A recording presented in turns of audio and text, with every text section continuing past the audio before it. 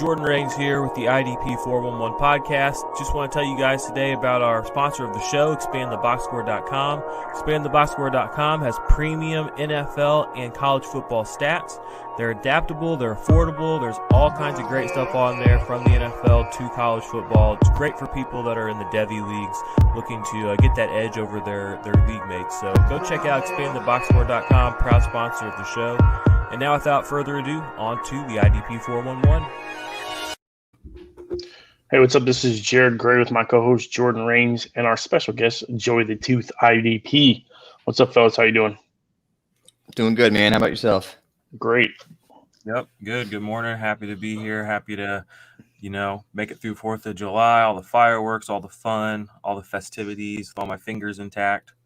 So we are excited to have Joey here with us, another great IDP mind. We've had a lot of those on the show lately, and we've been having some good conversations about a lot of different players and been breaking down these divisions. What have you been working on lately, man? Actually, my own pod. I just put out a trailer recently called the IDP Update. I've heard of such things. Yeah, so first episode should be dropping either this week coming up or the following week. That's awesome. Yeah, it's been something I've been thinking about for the past year and a half, and actually having a baby made me do this because I can kind of do it on my time. Yeah, dude, kids, you got to basically have a whole new schedule once you have them. Yep, 100%, but that's awesome. I look forward to hearing that, listening to that. We had Mike on, Mike Wohlert 2 weeks ago. He just didn't launch his own pod, and we had Adam on last week who just there, big three. So we've actually been hitting all you guys lately, so that's pretty cool. Man. All right, well, we are going to talk about the NFC South today.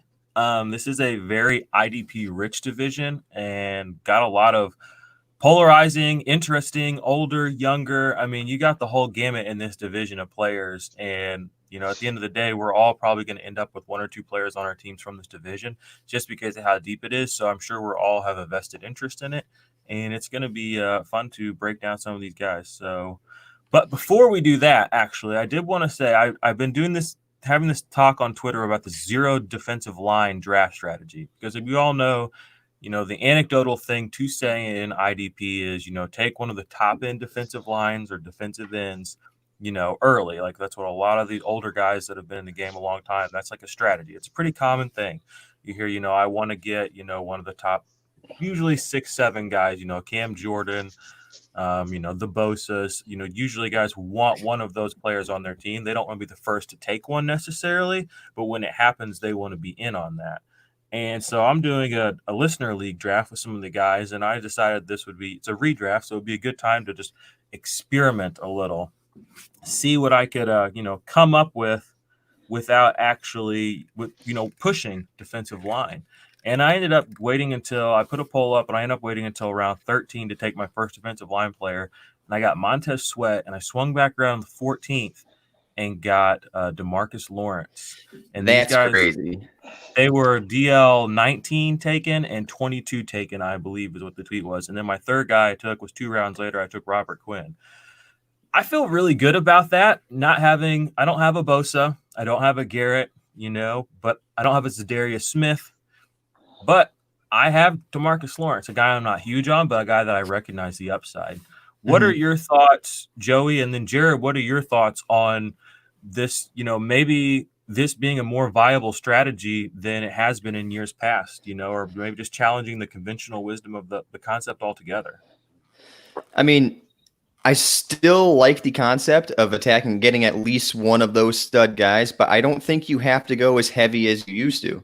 I mean, there's a lot more depth throughout IDP now with the defensive line. You look at guys like you said, Robert Quinn.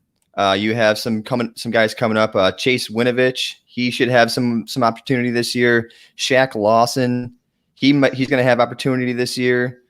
JPP still undervalued. He's got plenty of value. I mean, you look at his last half of the season last year. Mm-hmm. For reference, I did a startup this offseason with Adam from Big Three and a couple other guys that we do IDP guys with. And for reference, we had D Ford went as DL 34. Montez Sweet went as DL 39. Damn. Yeah, Winovich went as DL 48, and Shaq Lawson went DL 54. So think about how long you can wait to get those guys for value. It's like, I mean, they're not studs, but they're going to play every week, you know? Right. And a lot of people since with like IDP 1-2-3 and these more IDP friendly scoring and even scoring systems, it's like people start to attack IDP a little earlier now because they're looking for those stud IDP players to match like a wide receiver 1, wide receiver 2. But with all these late guys on the D line, you can actually attack your offense a little more now. You can fill out your flex with wide receiver 2s and 3s as opposed to waiting and then grabbing like a rookie with potential and hope that he reaches like a wide receiver 3. You can fill up those flex spots and then attack your DN late. Yeah, I agree. What do you think, Jarod? I mean, I know, it's a pretty, I like getting big name guys on my team. I love it, but it was kind of fun to sit there and have to walk past Josh Allen and walk past Nick Bosa. Nick Bosa, a guy that I've reached for in a lot of drafts this year. It was weird not just taking him because the confidence of having him on a roster feels good. But what do you think, Jarod, about, maybe taking a defensive end or a defensive lineman later than usual? Uh-oh. Looks like we might have lost him there for a second. Maybe either that or it's a blank stare. No, it's not. I know. Jarod, come back to me. All right, well, he'll be back in just a second. Let's go ahead and just jump into divisions. We'll circle back to that later. And let's start with, who are we going to start with in this division? The Panthers. All right. Yeah. Oh, there he is. Sorry about that, guys. You're all good. So you know me, I am probably the heaviest. Let's go get a linebacker 1. And let me get another linebacker 1, and let me get another linebacker 1 while everybody else is on this. Hey, let's get a bunch of great defensive linemen. Because I'm a big perpetuate of, I think there is a rookie gem out there. There's a second-year guy. There's a guy like Afedi Odenigbo that I'm high on. The guys like Montez Sweat, who, especially when you're talking about him putting up 270 points, IDP 1-2-3 scoring last year, and in limited playing time at 40% snaps. So now that they realize that he's starting to be the guy, and he's going to be opposite of our guy, Chase Young, we expect him to have a big time. So if he's going to do that in limited playing time last year, Montez Sweat is a good grab. Look at guys like Josh Allen. I'm a huge fan of Josh Allen, and I got him around like 22 or around 20 or something like that. And those are the guys that I know that are, one, heavy on quarterback hits. Josh Allen was top 10 in quarterback hits last year, playing 46% snaps. Well, Calais Campbell's gone, so give me all of that. He's going to be a monster. There's just little stuff that I look at, and so Josh Allen was top 16, he had 22 quarterback hits, but for defensive linemen, he was a little higher. You got guys like Shaq Barrett, TJ Watt, Zadarius Smith, Matt Judon. Had the exact same number as Hunter, and bad. 40% less snaps. Give me all that. Yeah. So Hunter played on 900 last year. Yeah. So I think Josh Allen is going to be a gem this year. I've had numerous trade offers for him. I will not get rid of him. But like I said, Jordan's in a league, I think a couple leagues with me, and I'm kind of the guy to start the linebacker run. Yeah. I've been in a couple of leagues with you. I've been in, I think, 2 leagues with you, and I've seen it. Yeah. Because it's been said, here it starts. Here comes all the linebackers. Yeah, who else does that is Gary Davenport. He doesn't take a lot of linebacker. He doesn't like to take IDP early, but he will reach on Leonard. I've heard him say that several times. Like, I will be the first guy to take Leonard. Man, it's hard not to with Leonard. I know. Yeah. He's special. So, but anyway, guys, that was good conversation. Guys, we'll look into this more. We'll let you guys know on our Twitters and stuff how our drafts are going. I'm sure this will be a concept that might grow. Just as IDP grows, we want to just, keep evolving, keep pushing, keep challenging, keep questioning, and keep finding better ways to play and win, get you some money, get you some clout in your league. So let's jump right on to these divisions. All right, let's talk about the Panthers, NFC South. This is a whole new Panthers team defensively. They spent all their draft picks on the defensive side of the ball. They got, Jeremy Chin, who a lot of people are high on, Yuder Gross-Matos. A lot of upside with both of those guys on a team that the offense looks a little shaky, so maybe they're on the field a lot. But let's just start with the D-line, and let's talk about a second-year player that I really, really like. I actually just wrote about him a week or two ago on Dynasty Nerds in Brian Burns. Brian Burns was a first-round pick last year by them. A lot of people say he was maybe a little undersized, but he didn't get a ton of playing time as a rookie, but he sure capitalized. I mean, 7.5 sacks, 5 tackles for loss. He only started 5 games. He ended up having a fumble recovery touchdown, which was a really big fun play to watch. If you guys actually caught that, if you watched any of the Carolina games this year, he played under 500 snaps, and he had a little bit of a hand thing going on. But what are your guys' thoughts on Brian Burns going going forward? My thoughts are kind of that he's going to take a step forward. I see his tackle numbers going up. I could see 7.5 sacks kind of being a floor area for him. He's got linebacker and DL eligibility on sleeper, which makes him kind of fun. But yeah, as a second-year guy he was one of the guys I wanted to target, but he actually went a couple of rounds before I was able to. But what are you guys' thoughts on Brian Burns in 2020? I'm a big fan of Brian Burns too. I think, honestly, with Ron Rivera leaving, I think it helps him out because he's going to have more of a defined role. With Ron Rivera, he runs that kind of like hybrid defense between 3-4, 4-3. So he's like switching back and forth between DN, outside linebacker. I know it's not that different, but it is. So I think now they are going to run a base 3-4, and it's a base 3-4. It's not a hybrid defense. So I think him playing outside linebacker, you can see his tackle numbers go up a little more. He can use his athleticism off the edge a little bit. He does set the edge really well in run defense. And I think, like you said, 7.5 sacks is his floor. They don't have Mario Addison. Mario Addison has been, I think over the past 5 seasons, he's had at least 8 or 9 sacks. So you have that leaving. Yeah, like every year, consistently. Solid right. rock. And you have to replace him. I mean, what do they have? Derek Brown's going to move to nose tackle. You put K'Wan Short over at D end. Short's good, but he's not a 9-sack guy. So those numbers have to go. Those numbers and pressures have to go somewhere. So I honestly think with Brian Burns, he could be a 10-sack guy pretty easily. Mm-hmm. I mean, Gross-Matos will probably start on the other end, and he's a better run defender than I think a pass rusher. So I think he's just kind of, if you're looking at the pressure, it's going to come from Burns. I feel you. Man, you know me. So I had Brian Burns, my top 25 rookie, 4-1 last year. He's probably has the coolest face mask in the NFL with the spider face mask. If you haven't seen that, I'll retweet that. But that thing is cool. And yeah, he was dealing with an issue last year and still had 7.5 sacks. I'm saying 10 to 12, maybe even 13 sacks. With full playing time. They have 15 defensive rookies that are going to get no looks. Basically. Derek Brown, man, I think that's going to boost his production. Dude, I love Derek Brown. Too. That dude's a monster. I mean, he without a doubt is going to be a starter.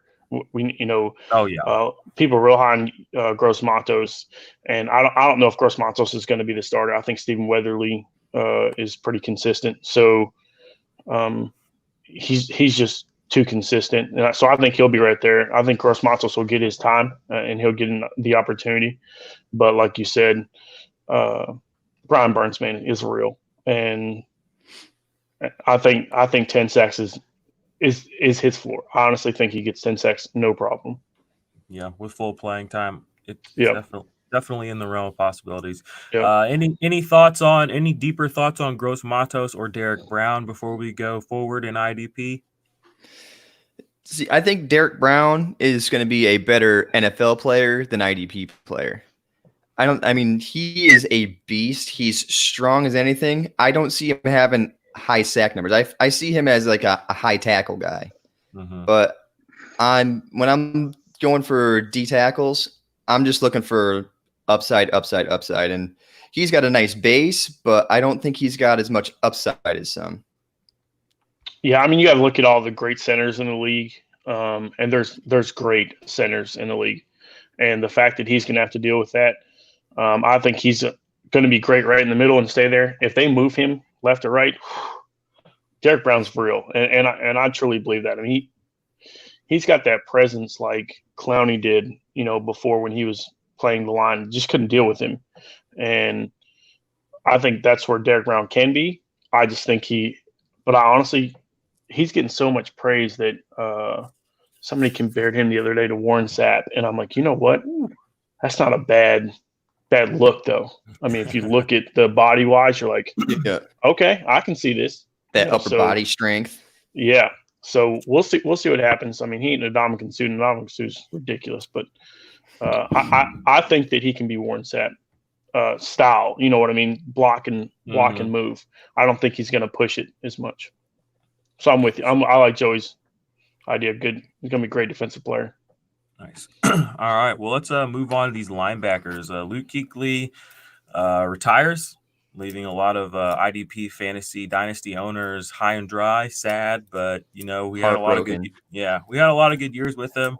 But we got to talk about who's going to replace him. We got Shaq Thompson. We got Tahir Whitehead that just moved into town. There's a couple other guys that are kind of lower on the bench. What do you got? What are your guys' thoughts on Tahir Whitehead and Shaq Thompson? Those are the two guys that most people are really worried about. Who do you think produces the most out of those two? Do we think Tahir Whitehead is the middle and Thompson's the weak side, and then we just kind of go with that? And if so, what are we really expecting? I mean, Shaq Thompson's had a pretty good career. He hasn't really jumped off the page at any point in his career so far. He plays basically 14 games a year. But he does have, a couple sacks a season, which you like to see.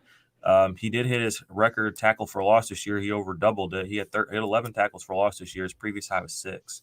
So there was definitely a step forward. What do you guys think about Shaq Thompson? And then Tahir Whitehead's just kind of boring like Thomas Davis, who we talked about a couple weeks ago. But, he's still going to get you points. I think – go ahead, man. No, you go ahead. I'll always go second. So. All right. Shaq Thompson, I think he plays weak side. I don't think Tahir Whitehead can cover enough to cover a tight end or a running back. He's just kind of that guy that's going to sit in the middle and get you a bunch of tackles. Shaq Thompson, he finally broke that 100 tackle mark. He had 109 tackles last year, and that was with Kuechly. Yeah. So, with Reed. Right. Who had a ton. Yeah, with Eric Reed. Geez, he had a hell of a year last year. Mm-hmm. But Thompson finally stepped up. He's starting to show his capability. I mean, he was a safety in college, so covering's not going to be an issue for him. He can blitz very well from the weak side. As you saw with 3 sacks, he had the 13 tackles for loss. I think Thompson is finally like a 120 tackle guy this year. I think he can definitely reach that level. Whitehead he's not going to get you any playmaking, but if he's a guy that's going to fill out your bench, I think he still has the capability of 100 tackles. I mean, you saw last year you had Thompson and Kuechly. They both had over 100. I mean, Thompson's not going to go out and get you Leonard numbers like 150 tackles. He can, like 120 is there, but that still leaves quite a bit for Whitehead to get. So I still think 100 tackles for Whitehead is very achievable. Nice. I'm going to give you some quick stats. 132 tackles, 110 tackles, 126 tackles, 108 tackles. Of those tackles are 99 solo, 78, 89, and 79. Also, 5 interceptions in the last 6 years. Since 2014. And that's Tahir Whitehead. So when you say playmaking ability, he's got it. He's forced forced fumbles. He's had 5 fumble recoveries. And he's peaked 110 tackles, 3 times. He missed it by 2 tackles last year. Yeah. And almost never misses a game. Here's the best part. He doesn't miss games. I mean, he's 16, 16, 16 last 3 years. And tackles for loss, on average, 7. That the last bad. Yep. No. 6, 9, 9, 3, and then 7. That was rude to compare him to Todd Davis thing, because Todd Davis is way more boring than that. This dude is not boring, and I'm telling you. So I don't think he gets the love because he's been with Detroit and Oakland. Listen, man, I get that, but Numbers is are Carolina numbers. going to be great? And this guy's going to, and he ain't got like stupid percentages on snaps, Right. Well, plus he's not joining a world beater linebacker. I mean, Shaq Thompson's good, but he still has something to prove himself. He's only been over 1,000. He's only played 100% of snaps once in his career. Right. Man. So he's going to get that this year. That's a good snap. That's a good snap. Right. So he's been in the last 4 years, 91, 87, 100, which 2 years ago in Oakland, and then 90% last year. Here's the facts, guys. Tahir Whitehead is a steal. Yeah. Right. Agreed. Because if I can get 100 to 130 tackle guy as my linebacker at 3 or 4. Yeah, he's dirt cheap. Steal. And he's going as like a linebacker 4. Like, yeah, everybody's like looking at him. They're like, no, I'm just going to go grab a rookie. Because people don't look at the stats. People don't look at the stats. Dude, I'm telling you this. He could have, if anybody knows me, I'm a massive Kenneth Murray fan. And he could have those numbers. I mean, he's going to have 100 tackles, no problem. To reach 100 tackles, what you're saying, 100 tackles is his floor if you look at his last 10 years. Yeah. I mean, when you really, I think this is interesting because I'm getting higher and higher on Whitehead by the second, but you look at all the tackles left behind by Kuechly, I mean, 140 basically on average. Then you look at the fact that Eric Reed also had like 140 tackles this last year. So there's almost 300 tackles that just evaporated. This team's not going to be a lot different on offense. I mean, it might be run differently, but I don't think their success is going to be much different than last year. I mean, if I told you were getting a 4.62 40 guy that has a 37-inch vertical and is 21 on the bench, and then I told you it was Tahir Whitehead. And he just been, like you said, I mean, when you look at his numbers, they're not world beater numbers, but he's in a situation right now where he could have a world beater season. And he's just been consistent. Yeah, and he hasn't really had a chance to shine. This could be his and he's chance. Healthy. Luke Kuechly was a top 12 guy last year. I mean, he had 295 points in IDP 1-2-3 scoring. And I mean, if I can get a top 12 guy as my, off the board at linebacker 39 or 40, woo, that's how you make money right there. So definitely a guy to put a pin in. Tahir Whitehead, get him late, get him in trade. You can probably get him in a throw along. Somebody out there not listening to this is probably going to drop him to pick up, I don't know, the third or fourth option on the Raiders offense. So as wide receiver, Terrell Williams or something. So when that happens, people are so low on him. You could probably go grab him. If you have like a contending team, go grab him for like a 4th or 5th round rookie pick. Somebody will get rid of him for that. For a 5th. What if I told you I just got this guy off the waiver wire? I'd believe it. Which is crazy. They don't look at the stats. He's just not sexy enough. So I'll take it. Well, let's keep Danny moving Trevathan numbers. I think Shaq Thompson and Tahir Whitehead are both going to be, probably steals of your draft this year. Shaq Thompson's a little higher, but there's upside on both of them. Let's talk about Jeremy Chinn, who's going to come in and take over for Eric Reed, who leaves behind, like I said, over 130 tackles last year. Also had 4 sacks. I mean, I know that the coaching staff's different now, but they did use Eric Reed there last year in a way that he was able to produce outside of just tackling. And Jeremy Chinn looks like, I mean, people compare him to Isaiah Simmons before the draft was coming out. That he has a very similar athletic profile, a very similar skill set. He just went to SIU, which is a very tiny school. The Salukis. In the OVC, which is a conference most people probably never heard of. That's where my school was in. This dude's built like a tank. I don't know if you guys have seen some of the hype that's been coming out of his account lately. I retweeted some the other day. What are your thoughts on Jeremy Chinn and Trey Boston this year? Do you think that I'm just going to say what I got to say. I think Jeremy Chinn's probably a top 20 defensive back this year just because of the situation. As long as he's on the field week 1 and he doesn't get hurt, I think that he can do that. Trey Boston is one of my favorite DB3 guys that I know I can play every week because I know that he's never going to not score me like at least 10 points. He gets like 3 or 4 interceptions a year. He gets like 70 tackles a year. And he gets, 10, 11 pass deflections. I mean, he just gets points. So I'm a big Trey Boston guy. But what do you guys think about these 2 defensive backs before we move on to the Bucks? Jeremy Chinn, yes. Top 20, I could easily see it. I mean, his situation's great. Like you mentioned earlier, almost 300 tackles leaving Carolina. I mean, he fills in that Eric Reed's position. Yes, you have Thompson and Whitehead, but they're not Kuechly. So Chin's going to go in there, and I can easily see 100 tackles. He's a great playmaker. He was a ball hawk. I don't know ball hawk, but he was very opportunistic in college. Small school, but that's okay. You could see he has the skill. He's got the processing. He's got the IQ. He's just in a great situation. When I started going through rookies, he was probably like my safety 5, almost safety 4. And as the offseason went on, he's now my safety 1. 100%. After the draft, he became my for rookies. He became my safety 1 over McKinney, over Duggar, over Winfield, which we'll talk about later. I love Winfield, but it's just situation. He got put into a great situation. Yeah. Trey Boston, like you said, as a DB3, perfect. Over the past 4 years, he's averaged 74 tackles. In those 4 years, he's got 28 pass deflections. He's got 13 interceptions. I mean, you're getting that as a DB3. That's perfectly fine. I'm totally cool with that. Yeah. Yeah. So let me get Trey Boston out of the way first. Here's my thing with Trey Boston. He stays healthy recently, which is nice.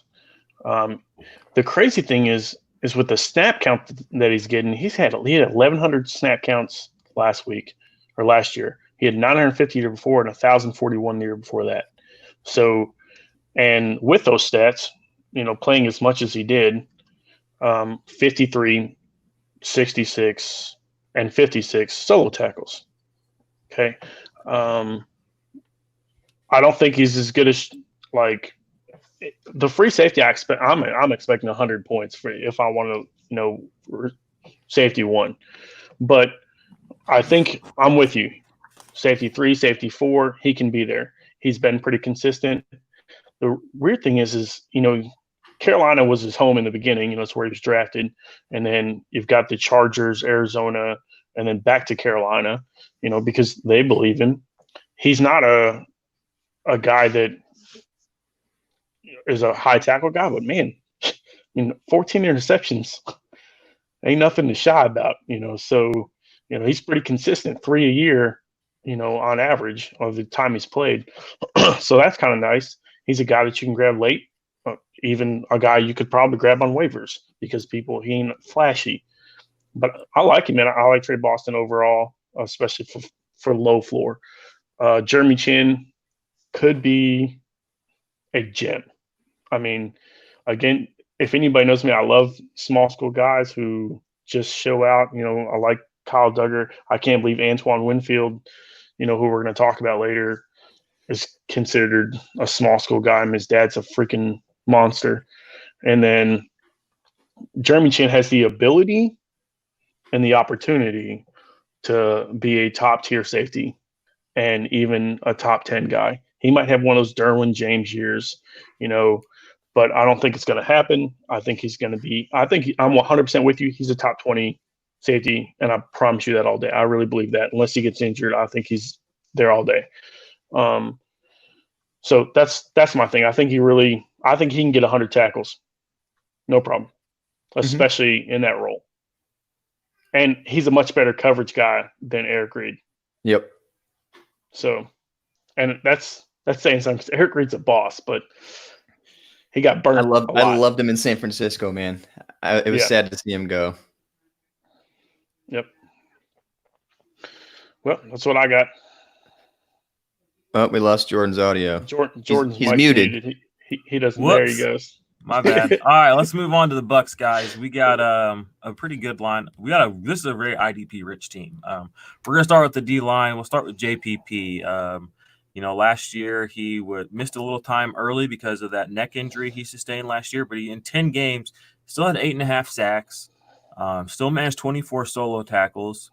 Still managed 16 quarterback hits. That's more than Jadeveon Clowney did in 16 games. That's more than Sam Hubbard did in 16 games. That's more than a lot of guys did in 16 games. With one hand.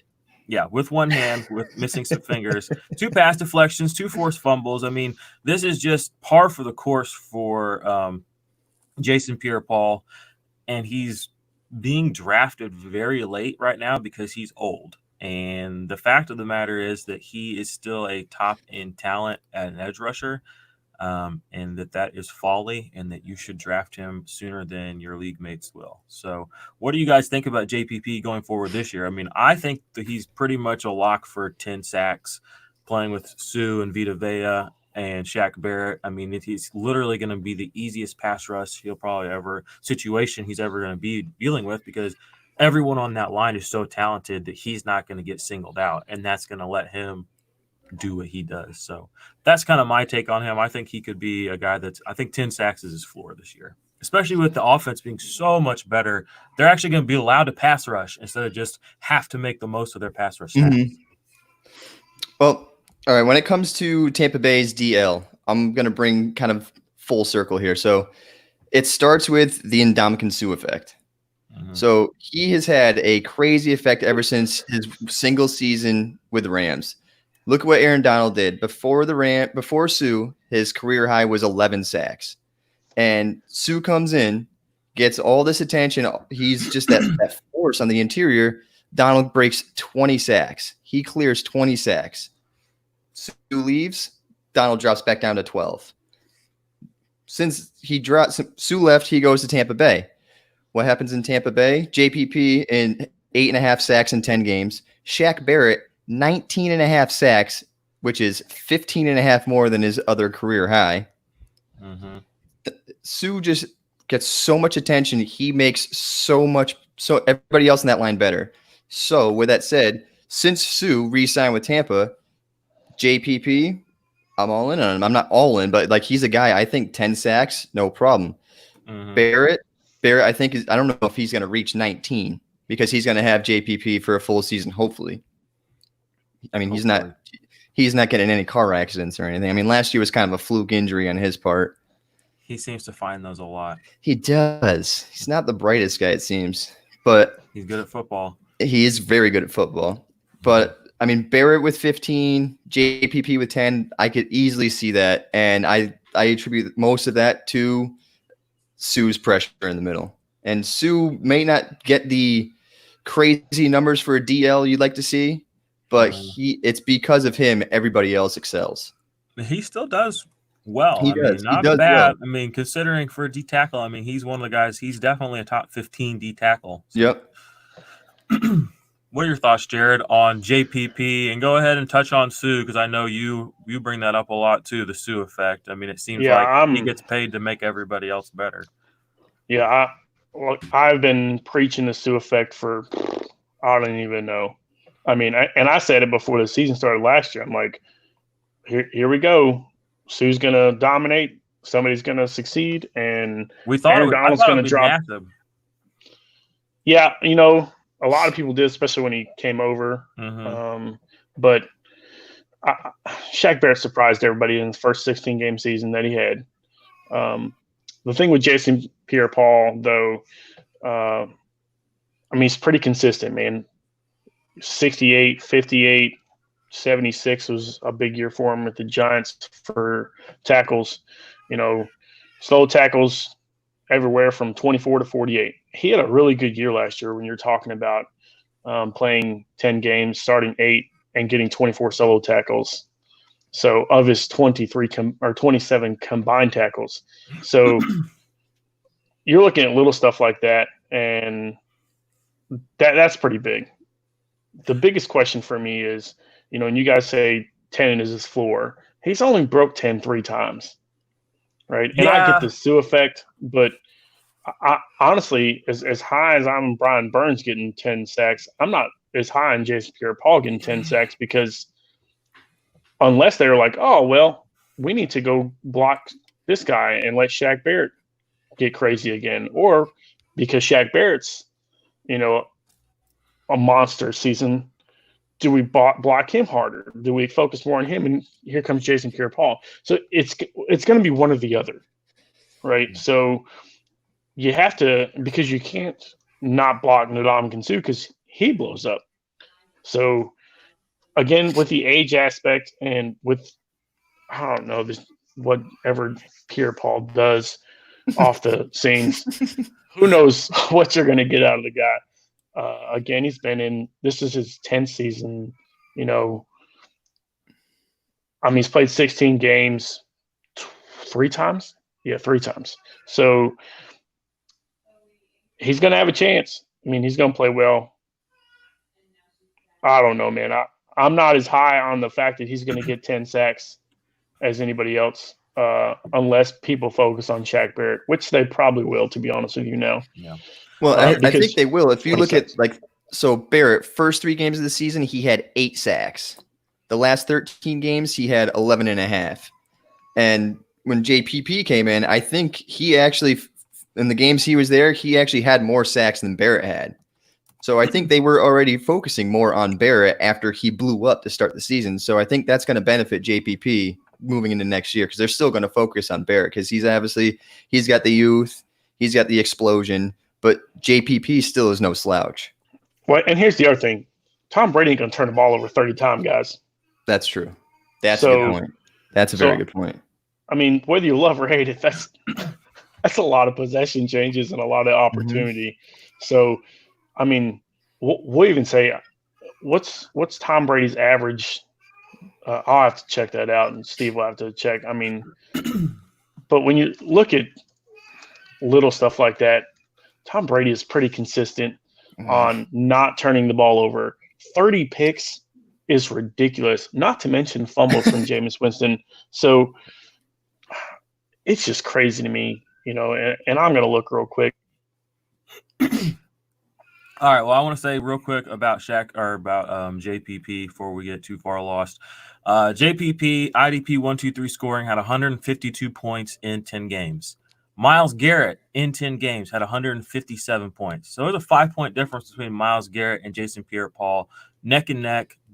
Myles Garrett is literally one of the first 3 defensive linemen drafted in every single draft. Jason Pierre-Paul is literally forgotten about constantly. Sorry. There's value to be had there, and I am in on JPP this year. In 10 games, he had more points than Jadeveon Clowney in 12. So let's just be real. He was having one of his better seasons of his career. Ndamukong Suh is there. He's safe and healthy. Vita Vea is still developing. We know that Shaq Barrett is going to get more attention this year. It's a perfect storm for them, for that whole line to be hyper productive. But we gotta move to these linebackers too, because we got some guys here that we need to talk about in Levante David, Devin White, and Shaq Barrett. If we want to circle back around to it, just real quick, let's just start with Shaq Barrett because we were kind of talking about edge rushers or whatever. On Sleeper, he is not DL eligible. He's one of the guys that's only LB eligible. Right. Von Miller, TJ Watt, he's another good example. Preston Smith. Then some of these guys have dual eligibility, which is awesome. I wish they all did, but you get what you get. But where are you guys ranking Shaq Barrett this year? And I kind of have him in the 20s because I think he's definitely valuable and I want him on my team, but I don't want to take him too soon because he did only have the one season, although it was an incredible season. I mean, over 80 pressures. He had a great pass rush. He graded out excellent in PFF if you're a PFF head. So what do you guys think? Where are you guys kind of feeling comfortable taking him? Do you feel comfortable with him as a linebacker 2 or 3, like as a weekly starter on your team? I'll plug him in as an LB3, but I'm not going to go ahead and reach for him. I mean, and I think that's honestly the general consensus on our IDP guys. He's the LB31. Like that's what he's being drafted as the LB31, which I'm totally cool taking him as my LB31. But most of the time I see him as when I'm getting to the point where I think I'd take him, somebody just jumps right in front and grabs him. It's literally like the same round, but it happens to me every time too. Yeah, it's so annoying. I mean, I usually don't start looking at outside linebackers if they don't have dual positional eligibility. I don't start looking at them until I have my LB1, 2, and 3, and then I'm looking at outside linebacker upside. But other than that, I mean, I think I am leaving. Honestly, after the season he had, I'm leaving Shaq Barrett there and letting other people grab him while I'm going to go for somebody else. I mean, the only thing I worry is, like I said, 8 sacks in 3 games and then 11 and a half in 13. Only thing I worry about is, did he blow up so quick? And now he's leveled up to see what he actually is. Fair. Jarod, let's talk about Devin White. I'll let you go ahead and start off with him because he was one of your top. He was top 5 last year for you, right? 2. I was going to say he was one of the top. So, what do you think about Devin White coming into this year after his fairly explosive and disruptive rookie season? He didn't finish as a top guy, not a Darius Leonard type of season, but I mean those are so rare, it's unreal. But he still managed to be a top 25 linebacker at IDP 1-2-3 scoring. With around 248.6. What do you think about him going forward this year? You think he takes another step forward, adds to those numbers, or what are your thoughts? So obviously, like his first game back, he had a big game. He had 91 tackles last year, 58 solo, 4 tackles for loss, which I love to see. But he wasn't as I think people expected 130 tackles out of the guys his rookie season. Like I said, I'm very high on him. My favorite player in history is Derek Brooks. Okay. And he is getting that, hey, this guy could be Derek Brooks. And even I gave the comparison because I really think he can be that guy. I mean, he had 3 passing deflections. He had an interception. He's got the athletic ability to be very high. And when you think about percentage, he had 826 snaps last year compared to some guys who got over 1,000 snaps. I love him, right? And I think Lavonte David is great. And I think that only helps him. And Lavonte David is going to be moving on eventually. So in Dynasty, I'm all about Devin White. And I think that he's a 110 tackle guy all day, every day this coming year. And people's like, oh, it's only 110 tackles compared to last year. Okay, man, that's still 20 tackles, right? And I think he gets to 70 to 80 solos. So if we're in there, and 70 solos is 12 more than he had last year. I said it was a coin flip last year between Devin Bush and Devin White on who my number 1 is going to be. Because the games played ended up being Devin Bush. So I'm telling you, though, Devin White is going to have the opportunity, and I think that the game slowed down a lot for him the last, 8 games, and that's going to be a huge difference. I'm a huge, big fan of Devin White. I think he has a good year. What do you think? So, yeah, I think Devin White, I think he's going to improve this year, but I don't think it's going to be like a mind-blowing. Does he have the talent? Like once David's gone, yes, that guy's a stud. He's probably a top 10 linebacker. But Lavonte David's so undervalued. He does so much for that team. I mean, you look over, the past 8 seasons, he's missed 7 games. And of those 8 seasons, he's had 1 season under 100 tackles. And I think it was in the 80s or the 90s. I mean, that's for his entire career.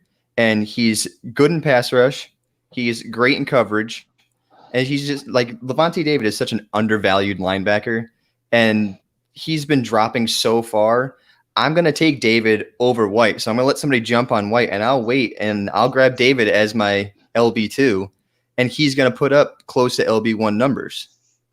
He's still, I think he's 30 or 31 this year. 30. 30. He didn't even show signs of slowing down last year. He still looked great last year. So, I mean, I love Devin White, but with David there, I can't see him making that leap yet because David's still going to be so involved in running that defense.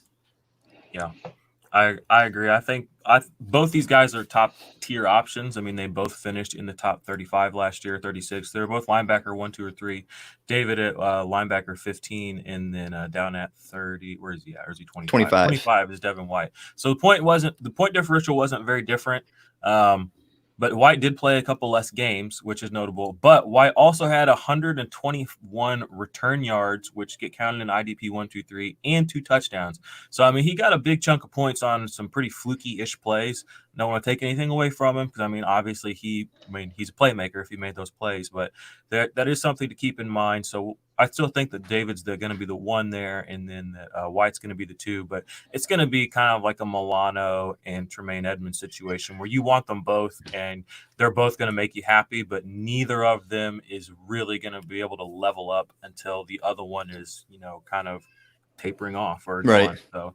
So, but at their draft cost right now, they're both. I mean, even White may be a little expensive. If you like Devin White, take him. I mean, that's how I play fantasy. If I like a guy and I want to see him play, and I want him on my team, I don't care if it's a round or two early. I'm going to take him. And Right. And I wouldn't go ahead. I wouldn't be surprised if like this is David's last contract with Tampa because of his age. I mean, even if they do re-up, he's going to be older at that point. So White, he's young enough to where, I mean, if you want to grab him early because he will eventually turn into that stud. Yep. Let's talk about rookie Antoine Winfield Jr. and then any other relevant defensive backs that you guys are interested on this team. I honestly didn't even put anybody else in our notes because Winfield Jr. is the only guy that I have got on any of my teams, and I really even considered because of what last year was just so back and forth, up and down. I mean, you had big weeks from a guy, and then he was cut. So I was just like, I don't want anything to do with guys who are, have a chance of just not being there. So I know they drafted Winfield Jr. I know he's going to be on the field because they need a guy like him on the field. And he's the only guy on the defensive back on this team that I really am comfortable owning. But what are your guys' thoughts on him and then anybody else that's relevant? So Winfield's nice because he can play both safety positions. He can play free safety. He can play strong safety.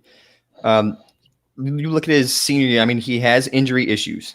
I think freshman, sophomore, and junior season, he was injured. But when he was finally healthy, his senior season, was it 83 tackles, 3.5 for a loss, 3 sacks, 7 interceptions. It's like the guy gets it done. He makes plays. You look at the safety position for Tampa Bay. I mean, Justin Evans, he looked good his first season, his rookie year. Picked off Tom Brady. Loved seeing it. But he's been injured ever since. Like he can't stay healthy. Jordan Whitehead, he showed flashes, but he's not a world beater. He's a good tackler. He's a liability in coverage. Mike Edwards, rookie last year, he had his moments last year. He's decent, but I don't see anybody on that team with the ability that Antoine Winfield Jr. has. He just has so much potential, and the fact that he can play both safety positions, I don't see how he can't become a starter on that team, and he's going to be the safety I want to own. Yeah, I'm with you 100%. My thing with Justin Evans, like you said, derivative injuries, didn't play last year. He's only, when he's had opportunity, he's been decent. He hasn't been elite by any means. I don't see him to get 70-something tackles, when he's the guy. And I almost don't think he's going to be the guy. I think Antoine Winfield Jr. is going to be the guy. He's got the pedigree that I think the short offseason is going to be a difference. But that guy, if you know his dad, workout warrior. So he ain't going to come to the camp not ready. And best tackling corner all time. All time. Dude's a beast. And if you got a name like that, it's something you got to live up to. So you look at just little stuff like that. I think that Antoine Winfield Jr. is the real deal. And the only person that's higher on this podcast than me is our man, the chef, Steve. He loves him some Winfield. So I don't know. I love him. I think he's going to be the guy. Once he gets his opportunity, there's no looking back for that kid. That's for sure. He's the real deal. Everybody else, nah, bro. Nothing for me. Yeah, he landed on a team that's full of super studs and legends. I mean, he's got Tom Brady, he's got Jason Pierre-Paul, he's got Levante David in his rookie year. He's got Big Mike Evans, who's going to be a first-ballot Hall of Famer. Don't tell me anything else but that. He's got Chris Godwin, who will be a fantasy superstar for another year or two, and then no one will like him anymore. So he's got a pretty good setup there. Good for him as a rookie. All right, let's move on to a team that I do not like. I've said that many times. And that's okay. The Saints, the New Orleans Saints.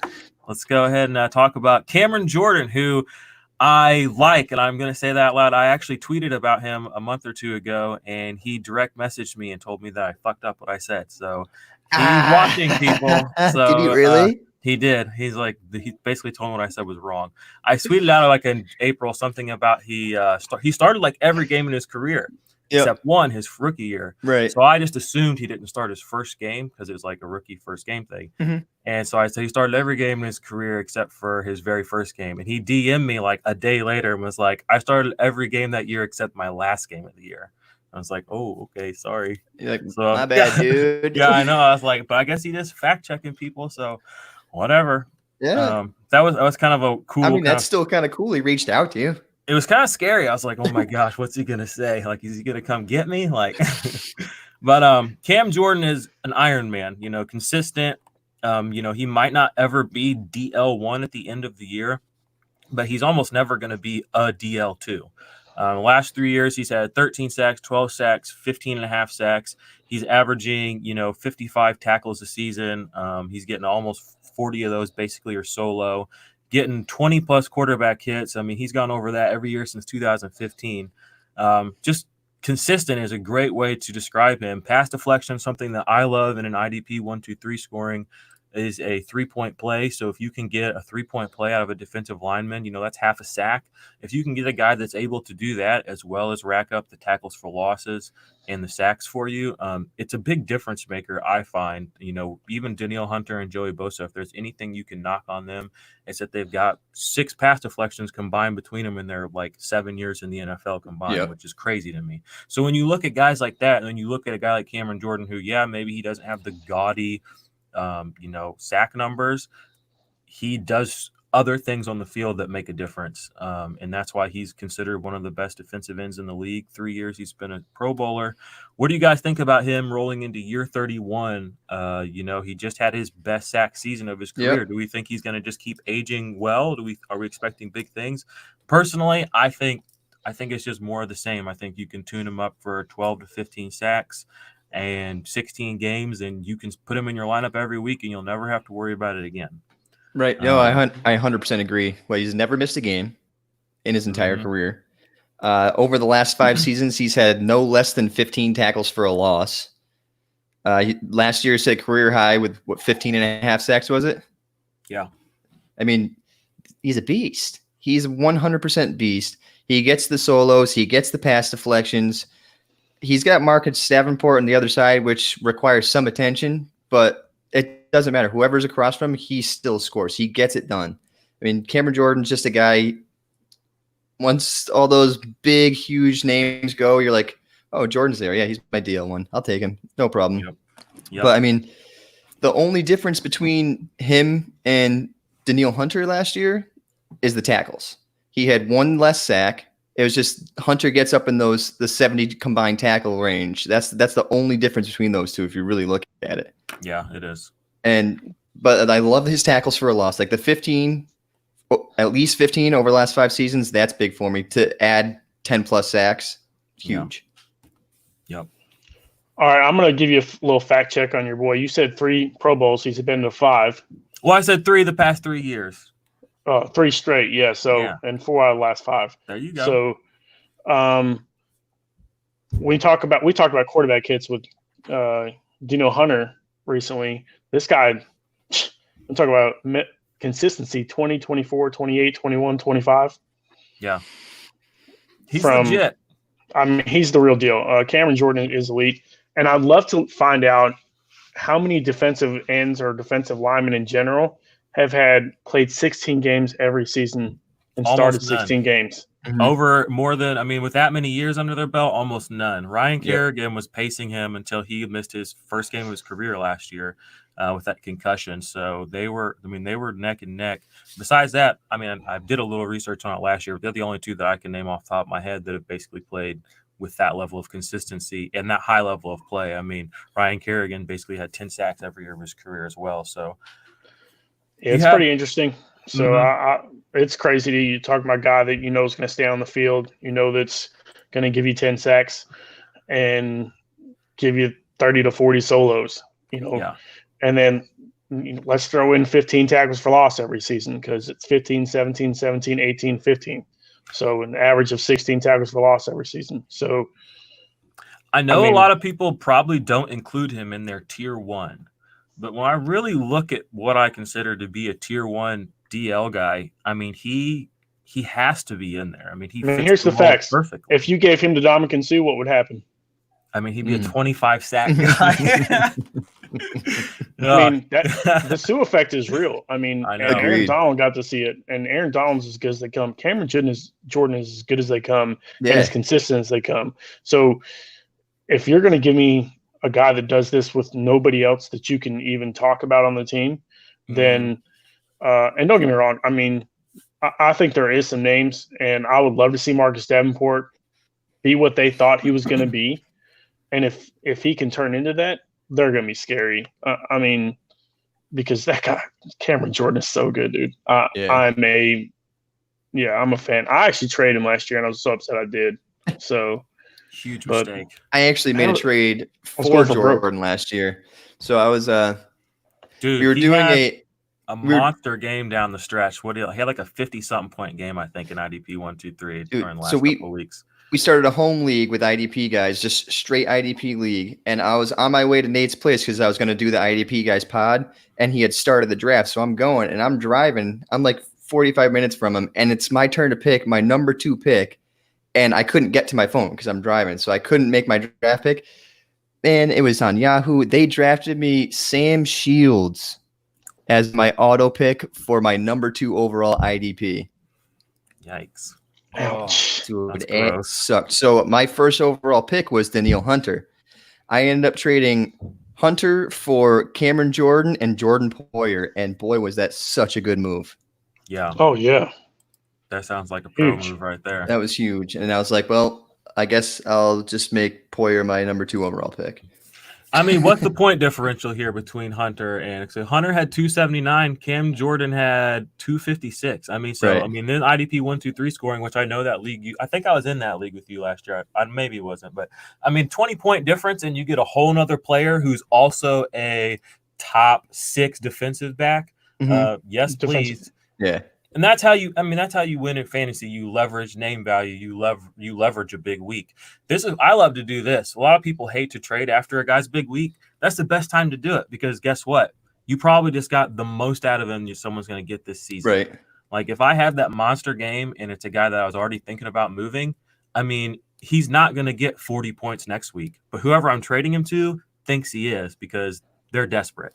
You know what I mean? So if they're willing to buy that high, they're desperate. You know, you got to be able to flip your guys. So anyway, back to Cameron Jordan. He's an elite guy. He's tier 1. I was just looking at my tiers on Fantasy Pros, and he's at 7 for me right now in redraft, right behind Aaron Donald. And I think that's where I'm going to make my tier break. That kind of is a bigger tier 1 than a lot of people. But honestly, Hunter, Garrett, Bosa, JJ Watt, Aaron Donald, and Cameron Jordan, I'm happy with all of those guys as my 1, and I'm about as confident as I can get with anybody. I mean, even after that, these guys, I feel like you just hit a tier 2 area.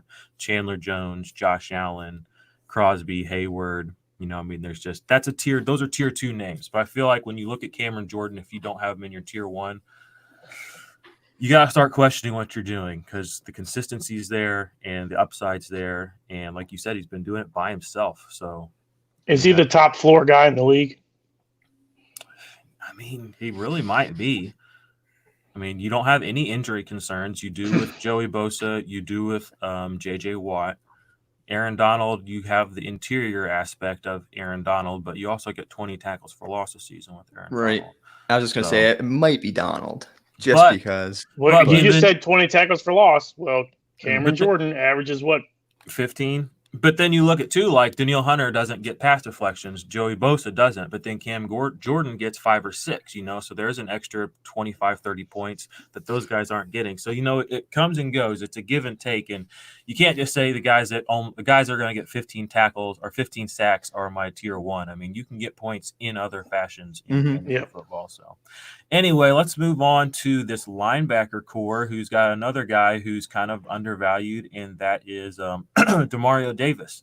Demario Davis finished as let me see here. What did he finish last year in IDP? I think he was a top 10. Yeah, he was. He was, where's he at? 11. 296.1 in IDP 1, 2, 3 scoring. I mean, he gets it done in all kinds of ways, which is another, again, I always bring that up. I like guys that have, just because they don't get 10 tackles does not mean they're going to sink my week. I like a guy that I think I mean, look at Demario Davis. He's averaging 3 or 4 sacks a season. He's had 5, 5, Right. and 4. So you know that's going to come somewhere along the way. You know, he has pass deflections. I mean, he had 12 this last year, which was his career high. But I mean, he's still averaging 3 or 4 pass deflections a year. Quarterback hits are up there for a middle linebacker, especially. And then tackles for loss last 3 years, he's averaging 12. So even though he doesn't hit 140 tackles, Demario Davis he's very capable, and he's put himself into the top 12 right there. More points than Luke Kuechly. I mean, mic drop right there. So what do you guys think about Demario Davis, 31 years old, but still pretty much the only option in the middle of the field there for New Orleans? Right. I mean, I actually just went over the Saints linebacker unit in an article I wrote recently, and I looked more into Davis, and I was like, I myself this past year, I drafted him as my LB3. Like, he was like the 30th linebacker off the board, and I was like, am I missing something? Like, this guy puts up points every year. So I look back into it, and I think he's had over 100 tackles almost every season. I think he's missed maybe one game ever since, like, he's missed one start, I think it was, since his sophomore year in the league. And it was just, he's just consistent. He's consistent. Last year, he had his first all-pro year at his age 30 season. He had 12 pass deflections, over 110 tackles. What do you have? 4 sacks last season. He's just, and like you said, there's nobody there. They're going to start, he's going to play weak side, and they're probably going to start Kiko Alonso in the middle, unless somebody in camp, which we might talk about a little later, beats out Kiko. And Kiko Alonso is not by any means the player he used to be. Injuries. He might not even be healthy to start the season. He tore his ACL in the playoffs. So, I mean, again, Davis doesn't have much competition. Alex Anzalone, they kind of dabbled with him in the middle. Now he's a strong side at best. They have a rookie, Zach Baun, who I am really high on myself. I'm huge on Zach Baun, but we'll get to him in a minute. But Davis, yes, Davis, and he's right now on IDP guys IDP, LB24. LB24. He's being drafted as the 24th linebacker off the board, and like you saw, he almost cracked the top 10 last year. You know who's probably going ahead of him? Patrick Queen. Yep. Give me a break. Give me a break. Get out of here. All right, Jarod, what do you guys say about this old guy? Well, old guy. He's literally the same age as me. Yeah. So, well, I mean, here's the thing. I'm older than him. And you were a little bit wrong on your sophomore year. It was his fifth year in the league with Cleveland. His own year with Cleveland. Damn, he was with Cleveland. Yep.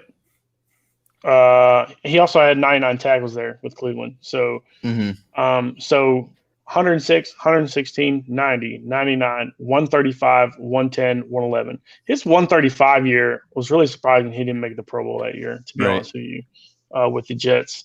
And then got shipped off to New Orleans. He's a 100 tackle guy. He's a constant retweeter of us, which is, yeah, he did. I remember that last year. These Saints players watch Twitter. I'm telling you. You see Michael Thomas, you see Alvin Kamara, Cam Jordan sliding in my DMs, telling me off. Demario Davis retweeting our stuff last season. They're very hip down there in New Orleans with what's going on in the Twitter. Yeah. Sphere. So I mean, you're getting 4 or 5 sacks on a guy, 111 tackles. What's not to like about a model consistency? When you're talking about Kiko Alonso, and you're saying a guy who's torn his ACL. Did he tear his ACL this year? Yeah, in the playoffs. Oh yeah, dude, he ain't starting. I'm sorry, you need a year. Okay, you ain't Adrian Peterson. I'm sorry, bro, you ain't. Not especially a guy who's torn his ACL twice. He had that one really great year. Yeah, dude, he was great for Miami, and I had him that year. But again, he hurt his knee the year and then too. If you want my opinion, they might even drop him, especially if they find out Zach Baun is Joe Schobert, which, you know me. That is my 100% comparison on the guy is if you look at the Badgers, both of them are the exact same player in college. I don't expect anything less than my guy doing the exact same thing this year. Zach Baun is going to shoot up that depth chart once he gets in camp. Oh, yeah. And they realize, you know what? This is real. I love Zach Baun, and I had him as my number 20, and I'll be honest with you. It's only because I didn't have time to kill on this because Zach Baun's probably a top 15 in my rookie IDP 411, and that's where he should be. He's a savage, guys. Nice. The thing I like about Davis is, I mean, the sack numbers, especially the last 3 years. I mean, he's got 5, 5, and 4. I mean, that's 14 sacks. I mean, that's 84 points in IDP 1, 2, 3 scoring. When the thing that makes him not pop off the board, because the first thing our eyes always go to is his tackle numbers. You're always going to look at his tackle numbers. First thing you look at when you look at a linebacker is tackle numbers, and then he's only got one season over 120. I mean, those are just the facts. But again, the facts are he makes up for it by getting points in other places on the field that some linebackers just aren't able to. And sacks are one of those areas. And it's interesting to look at his stuff on PFF because he grades out really well as a pass rusher. And that's how they've used him the last 2 years in New Orleans. And if we know anything about New Orleans coaching staff, I mean, kind of similar to the New England coaching staff, they find ways for their players to be successful and to help their team win games. So I think Demario Davis is, if he's going to be taken as a linebacker 2, as a late linebacker 2, borderline linebacker 3, I think you can confidently play him as a linebacker, almost as a linebacker 1, basically, in your leagues. Let me look where I have him real quick in redraft right now, just to see if I'm really on him. I have him at linebacker 15. So, I mean, that's basically a linebacker 1. He's there with other guys I would draft as linebacker 1. Tremaine Edmonds is 14. Shaq Thompson I have at 16. So he's sandwiched between 2 guys who I think are basically going to be good for your team as linebacker 1s. And there's Demario Davis. And I'm going to double check my dynasty rankings real quick just because I want people to know.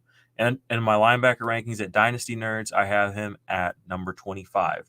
So he's a guy that I'm confident in, and I think that people should be. Just because he's not going to hit 120 plus tackles doesn't mean that he's not going to do good things for your team this year. And Zach Baun was able to see him at the Senior Bowl a little bit. People were very into him. He got a lot of hype, and I guess people really like him. What I saw at the Senior Bowl was a guy who looked like he was being asked to do coverage drills and had never been asked to do that before. So take that as you will for Zach Baun.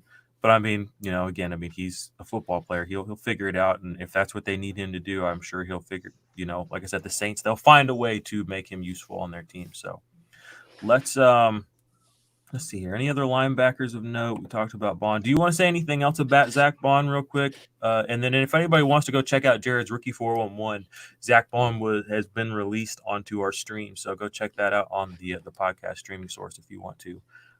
I'm actually a big fan of Zach Baun. I think and like you said, at the Senior Bowl, he didn't look great in coverage, but he understands zone schemes well, and he's got the athletic ability to cover, and he understands depth. Like he knows where to drop. His man coverage, not great, but it's something he can work on. And the Saints didn't draft him to play off the edge. I mean, he's 6'2", 238. He doesn't have the size to play off the edge in the NFL. I know they said the same thing about Brian Burns, but he was, 245 last year? 7 pounds may not seem like a lot, but it's a decent amount. Baun, I think, has 7 pounds of pure muscle with Burns. Yeah. So I think Baun, actually, they drafted Baun to play more of an off-ball linebacker type of role. And the fact that they didn't add any other off-ball linebackers in the draft and they just have Kiko and Davis, I think Baun has great opportunity to actually be an off-ball linebacker for this team. Yep. Like you said, there's the opportunities there. So maybe he doesn't really do a whole lot this year, but as a dynasty asset, next year, he could be one of those guys. So keep your eyes on him, ladies and gentlemen. If you are drafting right now, he'll probably be going pretty late. Even in your rookie drafts, he kind of gets forgotten because of some of the other hype on the Patrick Queens of this world. So, all right, let's move on to defensive backs. We got Malcolm Jenkins and we got Chauncey Gardner-Johnson. These are the only 2 guys that I'm personally super interested in. I'm okay with Marshawn Lattimore, Janoris Jenkins if you're in a CB league, just because I know the Saints are going to throw a lot. So I know teams going to have to throw on them a lot. So theoretically, these should be some of the better corners. And because of they have been top end guys before in their careers, both these players. So for the Saints to have them on the team together means that one of them is going to get some points. But for me, with the Malcolm Jenkins, Chauncey Gardner-Johnson thing, or I'm just going to say early right now, Malcolm Jenkins did do all right last year, but I had Malcolm Jenkins on a team, and it just tasted gross, guys. It was just not fun. Even though he had 4 sacks, I don't even remember those happening. Like that's just how like there must have been games where he had one tackle. Like it was just at no point was I happy with Malcolm Jenkins last year. I know he scored some points and he was still serviceable. I mean, where'd he end up on this list here? Not really where we got. Janoris Jenkins on this list at 120 or at 29, but I didn't think he made it. Maybe he didn't. He still had 80-something tackles last year, and he couldn't even get in the top 36. So, anyway, I'm not super high on him. I would much rather take the upside of CCJ, Chauncey Gardner-Johnson, who graded out really well in PFF. If you're a PFF head, they got rid of who's the other guy? Von Bell. Von Bell. I mean, the opportunity is there, and Von Bell is massively underrated. I mean, he's basically a 90 tackle, multiple forced fumble guy for the Saints past few years, not even playing, 85% of the snaps. So if we can put one of these guys into this role, I think that they could be productive. But I think the young blood is gonna win out this job. There is a chance that Malcolm Jenkins gets used at some linebacker just because the linebacking core is so shitty there. But that's my whole spiel on these guys. If I'm getting one of them, I want CCJ. I'm not really messing with Jenkins, but they're both fairly cheap in drafts, and they might even be on some waiver wires in your redraft leagues, guys. So anyway, what are you guys' thoughts? I'm going to take Gardner-Johnson over Jenkins just because of his upside moving forward. I mean, the age difference is huge, and you have seen a little bit of a drop-off in Jenkins. If I'm doing redrafts, though, I think I'm taking Jenkins. I mean, he's gonna get the strong safety start just because I think they have the confidence in him, and I think they're going to start Gardner-Johnson at the nickel. He played a lot of nickel corner last year, and I think they're going to try to keep all these guys on the field all the time. They're going to have their three best defensive backs on the field. You'll have Marcus Williams, you'll have Malcolm Jenkins, and Gardner-Johnson. I think when they come to pure pass sets, I think actually they'll remove a linebacker off. Malcolm Jenkins, like you said, will move forward. He'll play more of a money backer position, and Gardner-Johnson can drop back to safety and do like a two safety set with Marcus Williams. But I think if you're looking for pure potential for this year, you have to go Jenkins. Long term, you have to go Gardner-Johnson. Yeah, I mean, the difference for that one is you got Malcolm Jenkins who, well, I know more for getting burned than anything else because that's all he did is get burned. And Chauncey Gardner-Johnson, we said it last year, we thought they got a gem in him. He's 5'11", 210 pounds. He looks a little more cut than that to me. I think he's maybe put on a little weight. He only started 7 games last year and still put up 50 tackles with 6 tackles for loss. So had 4 quarterback hits too. So he's getting points a lot of places in limited time, and by limited time, I mean, he only played 52% of snaps. He still had 546 snaps last year in 7 games that he started. So, but he played in all 16. So if you look at that aspect, I really like Chauncey Gardner-Johnson. I know that I brought him up a lot last year, especially when Von Bell went down a game or two. He was kind of hard not to play when he had his chance. So that kid's going to get a chance, and if he does, and it seems like the staff likes him. He's young. When he plays well. So he's going to get his love, and I really like the kid overall. I'm just not a Malcolm Jenkins fan, even though he's going to get plenty of playing time. I'm a fan of his social justice stuff, and I'm a fan that he uses his platform to, try to make the world a better place. I'm definitely a fan of that. But for IDP, he's not a guy that I'm targeting. I mean, unless, like you said, Joey, in redraft, I'm okay with him. But I'm fine. I would be so fine to drop him too. Like he's one of the guys I'm like, when it's time to drop, like I'm just bye. Like I mean, he's played every game the last 6 years. So that's nice. I mean, he doesn't really get injured. Played 15, 13, 14, and then 16 the last 6 years. Yeah. So, I mean, and he's played with New Orleans, but they got rid of him, after his first 5 years. And then once Philadelphia, he's been consistent. So they know what they're getting, at least, the staff does. And he's been the Pro Bowl 3 times. So it's not like he's not been a solid player in the league. Let's not get this twisted. So, and he's had a 100 tackle year with Philadelphia. So he had 109 tackles and 90 solos with Philadelphia once. Yeah, but dude, that's ridiculous. That's good. That's great. I don't care what position you play. You've got 90 solos. That's ridiculous. He'll have an Antoine Bethea type of role this year.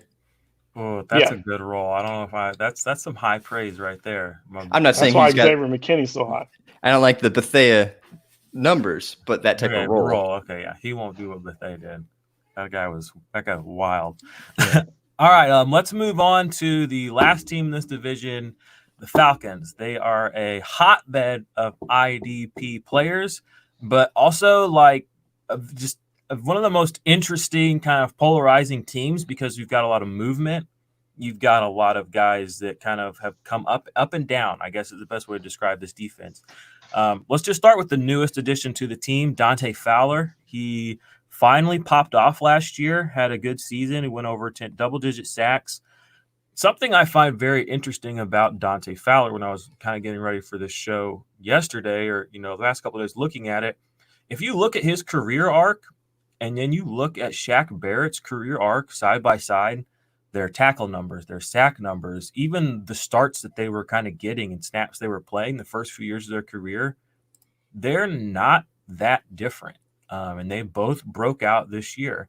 So I kind of, he does have the draft capital and he does have the fact that he's played on two very good teams. I mean, the Rams were really good a couple of years ago and that he was on that Jacksonville team that almost went to the Super Bowl. So he does have things going for him. Shaq Barrett does not. And maybe that's why he is still a name that we knew about and we were aware of while we were not aware of Shaq Barrett. But if you go put their seasons, their first 3 or 4 seasons side by side, you won't see a lot of difference in their production. So I find that interesting that coming into this year, both these guys are viewed differently, though. You look at Dante Fowler, and a lot of people, myself included, have him ranked very high. He gets to go to a 4-3 team, so he gets to be an actual defensive end. So we're hoping that means something good for him. Let me see where I've got him right now in my rankings. I'll have to double check that. But it's interesting. I was looking at Fantasy Pros scoring from last year, and Dante Fowler was the number 2 overall scorer for DE in their scoring system, which I found very interesting. If you play in a league that's like that or has that scoring system, then he's a guy that you should definitely keep an eye on. But what are your guys' thoughts on Dante Fowler on this new team, playing with Grady Jarrett, another very good interior lineman. He got to play with Aaron Donald last year, another good guy, had his best season of his career. So do we think that he continues to build on his success, this breakout that he had last year in LA? That last point you made, I think, was a big point, having another great interior presence. Like, I had Aaron Donald and Grady Jarrett. They're my DT 1 and 2. Like, Donald has got to be everybody's number 1, but Jarrett, I have him as my defensive tackle, too, over Chris Jones, over Buckner. Nice. Last year, his season was just completely overlooked and still is overlooked if you look at people drafting him. But to have that interior presence, I think, is huge for Fowler. I mean, it pushes everything outside. Pocket collapses. Quarterback has to scramble. I think that fits huge for Fowler, and he is great at setting the edge. He's a good run defender. His tackle numbers were high last year.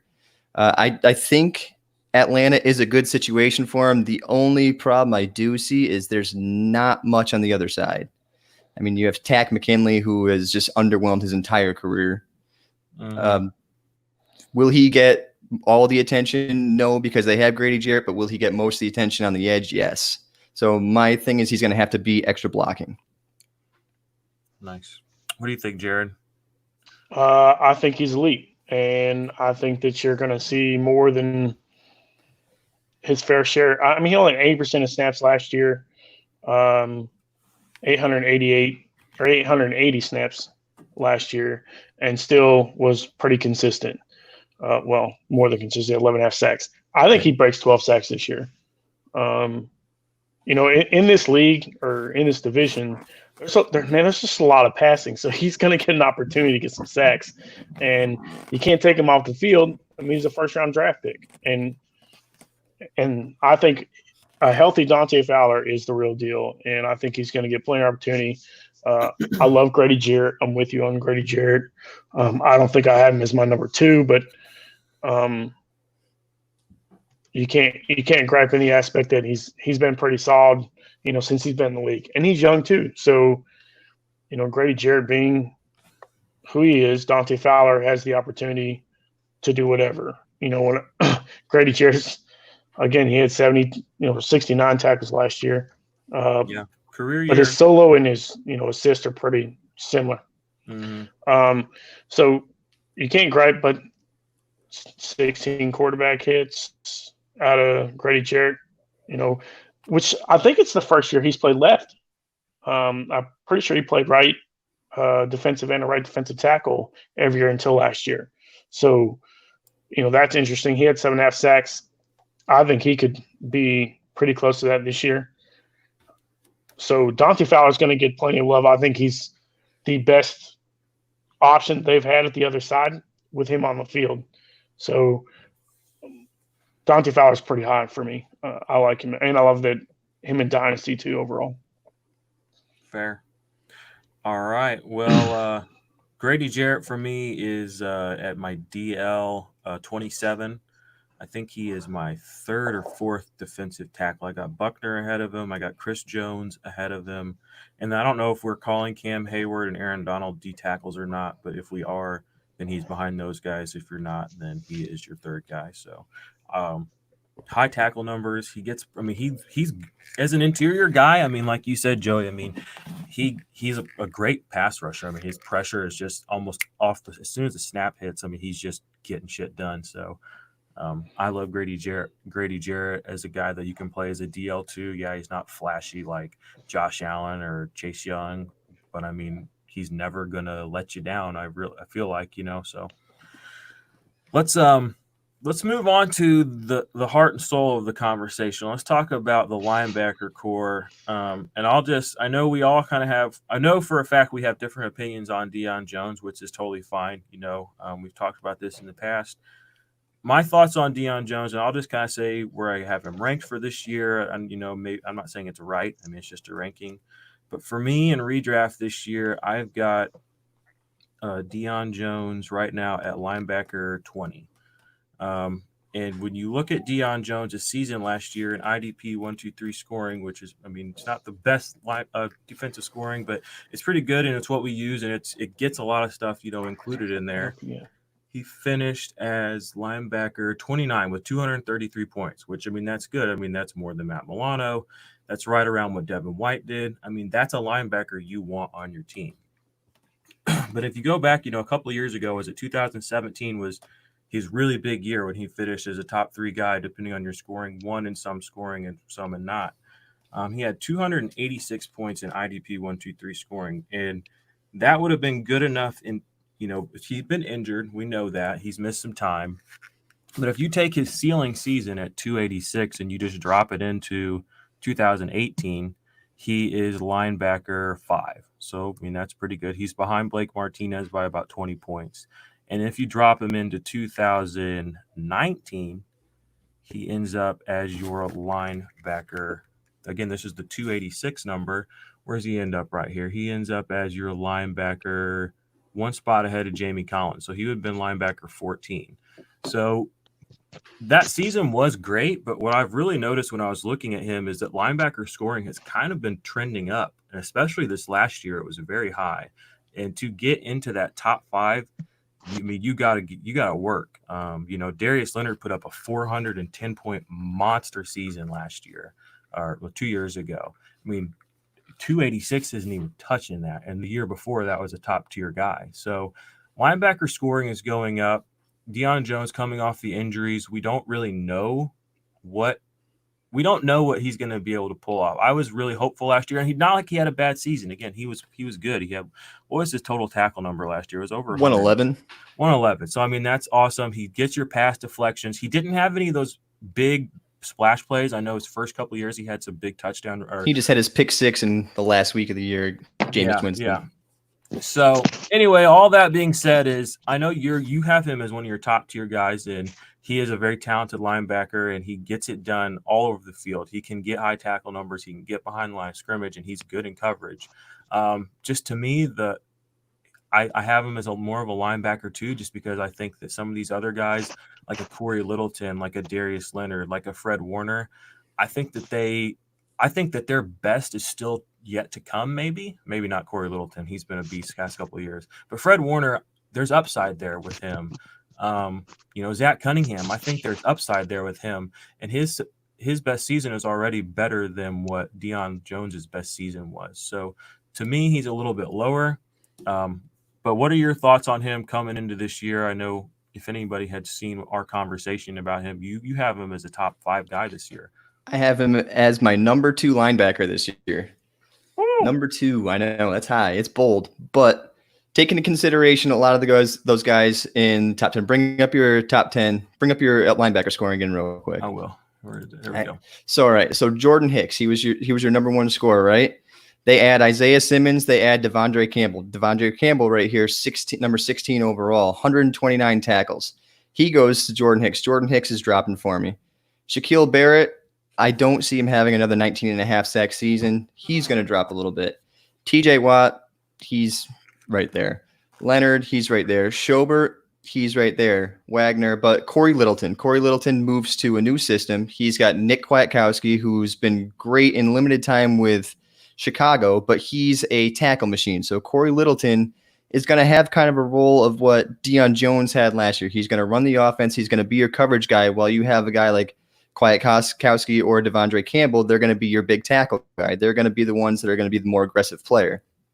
Blake Martinez, he's in a new system. He moves to New York, which is they're not like flush with linebackers either. But if you look, they haven't really had much production from the linebacker position. Fred Warner, he's got the emergence of Drake Greenlaw, which Fred Warner's by far better. But they also got Quan Alexander coming back. So they have talent there he's bound to lose some production. Jalen Smith's going to see Leighton Vander Esch come back. He's quote unquote fully healthy.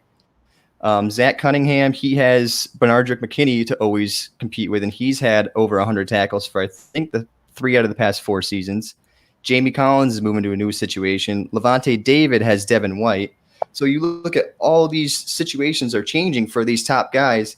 Deion Jones still has the same role that he's had with this team outside of Devondre Campbell last year. So Deion Jones, that 133 tackle season with the pass coverage upside and the fact that Keanu Neal comes back, he doesn't have to worry about the backside too much. Could be blitzing the quarterback a little more. I just love Deion Jones' upside. Yeah, and I agree with you there. The last people's situations did change, and the first year off the injury, maybe he is more explosive this year after the full season under his belt, staying healthy. Jarod, what are your thoughts on him? And interesting little stat before we go too deep into that. I saw PFF, they put out some of their projections. They have Olakun, the weak side linebacker that's supposed to take over for Campbell. They have him projected as a top 5 tackler in this season. Top 5 tackle guy this season in football. I think they had him over like 140. So, PFF, if you're a PFF head and you worship that shit, then that has to kind of hurt if you're a Deion Jones person. Not saying you aren't, but I found that interesting that they had him projected so high. But Jarod, what are your thoughts? Maybe they did that because Campbell had so much success there last year. But what do you think?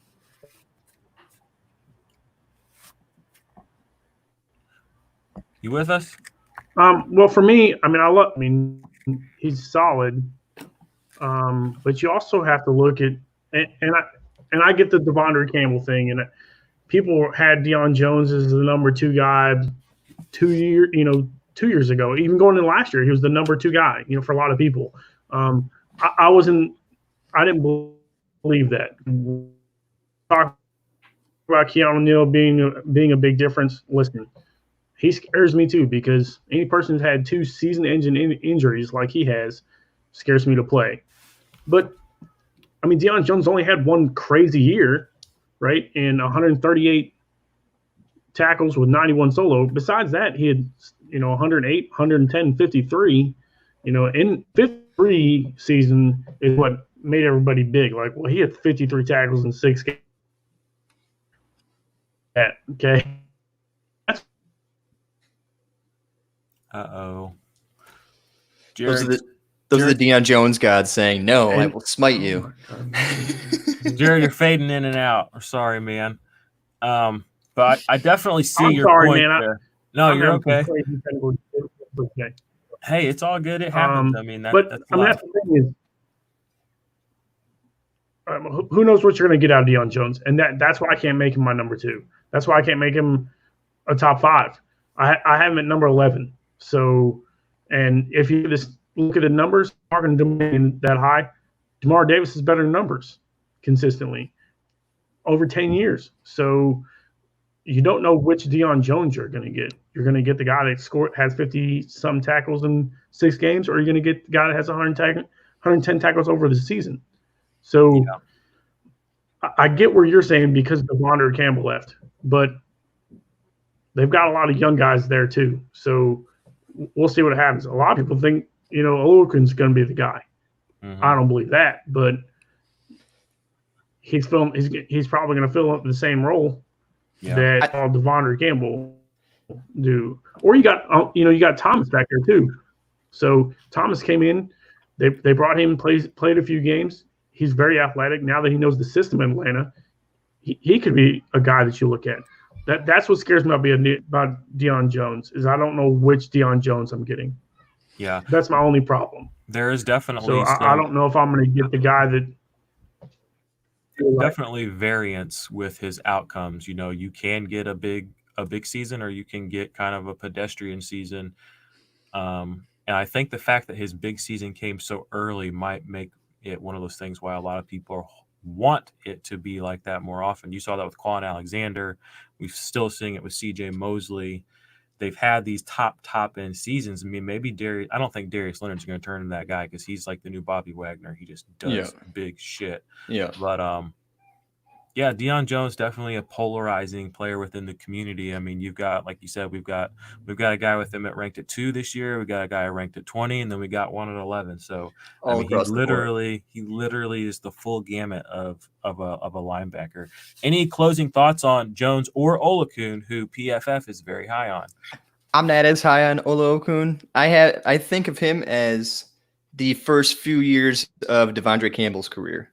Right on that verge of like 100 tackles, maybe a little over 100 tackles, but not much else production. Because you look at the big year he had what, 90, 93 tackles playing next to Campbell. But look at any other stats. He had nothing else. Mm-hmm. He was literally nothing else. He's just a tackle guy and not even like a huge volume tackle guy. So I think he's the pedestrian Devondre Campbell we saw up till last year. Yep. Agreed. Well, let's talk about another guy who is a very kind of polarizing. I'm sure there's a lot of people that have him ranked top 5, top 10. I'm sure there's people that have him in more that 15 to 20 range in Keanu Neal. I have in my notes here, I'm an office person. If anybody follows me on Twitter knows that. But I have Keanu Neal, period. I'm ready to get hurt again, which is one of the famous sayings that Michael says when he's getting ready to start dating again. But I thought it was funny to put it in the notes here. Keanu Neal, though, he had, was it 1 or 2 really prolific seasons? I think it was his first 2. Okay, so he was a guy that he was that new strong safety. I mean, he was the Jamal Adams the year before Jamal Adams showed up. Mm-hmm. And he's been, beat up a little bit. He ACL this last year, right? Achilles this last, or no, okay. ACL this year, Achilles the first year. Yeah, so we have 2 pretty big athletic injuries. ACLs, you can usually recover. There's 9-month recovery. Most high-level athletes can recover from that fairly easily. Achilles injury is different. That's some of these guys do come back and play very well, and some of these guys it's never the same. Mm-hmm. I don't know what we're going to end up getting with Keanu Neal. It's a little worrisome, but you've seen the upside in the past. What do you guys think about him this year? I'm not drafting him as a DB1, and I'm not drafting him even as a DB2 unless it's very late, and I think that he just presents so much more upside versus maybe like a safer floor kind of guy. Like, I might even take Minka because I know Minka is going to play all 16 games, even if he's only going to get 4 or 5 tackles a game. Because I know that he's going to get 4 or 5 tackles a game, and he's not going to play 2 games where he gets 8 tackles a game, and then I never see him again. Yeah, I know it's not fair to bake injury risk into a player, but I mean at this point, again, Achilles injuries I feel are a little different than some other injuries. So especially for somebody who plays hard in run defense, I mean, he's got to plant. He's got to plant and go, and he's got to make a break on the ball. He's got to plant and go, and if he can't plant and he can't make the break on the ball, then his upside starts to deteriorate. So I still have him top 15, 20 guy, but those 2 injuries have dropped for him. His upside is huge. He could be anywhere from a top 5 safety to gone in 2 games. So his injury history, and mainly his injury history, has just made me sour on him. It's the Achilles and the ACL. If it was a broken bone or something fluke, okay, but it's soft tissue and Achilles. Or not soft tissue, it's the ACL and Achilles. Yeah, those are tendon issues. Yeah, those are legit. Jarod, what do you think? I actually am looking right now at my fantasy pros. I have them at 16, which is probably too high. So I'll be adjusting that later. But what do you think, Jarod? So here's my question for you guys. I'm going to give you stats, and I'm going to give you two different players, and one of them is going to be Keanu Neal. Okay, one of the last year's we'll give Keanu Neal's best year, and then this guy's last year. 105 tackles, 71 solo, 2 tackles for loss, 2 quarterback hits, 3 pass deflections, and interception the year before that.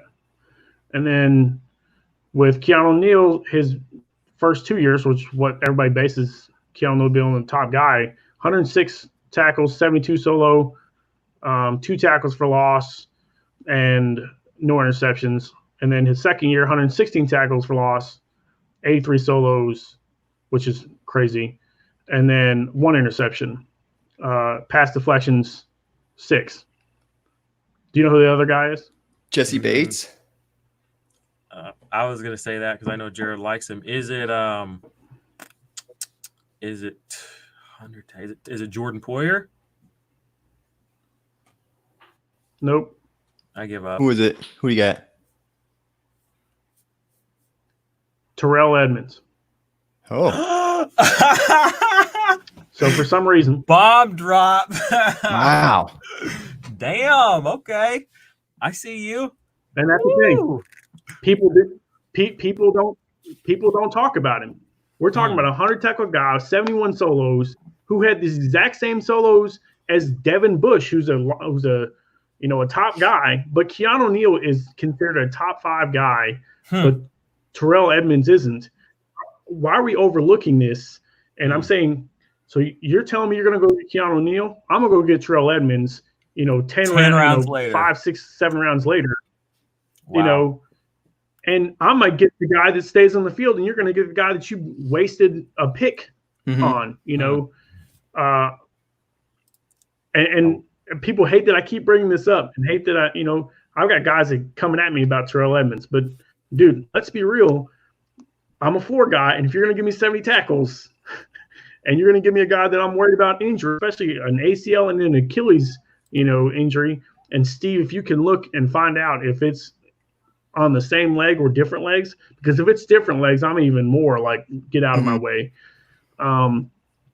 Because then you got the Jason White effect where he tore an each 2 seasons, at Oklahoma, and then didn't play a single play in the NFL after winning a Heisman Trophy. So Keanu Neal's, got 2 crazy injuries, and nobody thinks about the small guy. And Terrell Edmonds is shooting up my board because you got a guy that's worried about injury and a guy that I'm not worried about injury and give me, 100 tackles. So, and mirrored. I mean, you literally couldn't even tell me who it was. And you brought up big names, Jordan Poyer, Jesse Bates. You don't think of this guy because that's why I love him, and he's only in his second, coming into his 3rd year. So, yeah, dude, I'm not a Keanu fan in this aspect because those are big injuries, and I'm not touching him. I loved that. Especially when I can get the same price, 10 rounds later. I loved that so much. That was awesome. So, any parting thoughts on Neal, or do we just want to go ahead and blanket the whole defensive back group? I mean, any thoughts on it? The new rookie, CB, Kazi, Ricardo Allen? Just shoot them all out now, and then we'll bring Steve in. Kazi, Demonte Kazi. Is KZ not a guy that you're Demonte KZ? Yeah. So me too. If you look at MFL, when he plays elite. Right. And if you look at MFL right now, they have him listed as a cornerback because he played nickel last year. So if you play in a league that is forcing you to play cornerbacks, go grab DeMonte Casey as your CB1 because he's going to play free safety. I love that. Good info right there. Jarod, any thoughts on the rookie or KZ before we bring in Steve and close this out? Well, like I said, I like DeMonte Casey. I think he's elite, and he's obviously going to get the spot when Neal gets hurt again. So Yeah. why not get him? So that's all I got on that.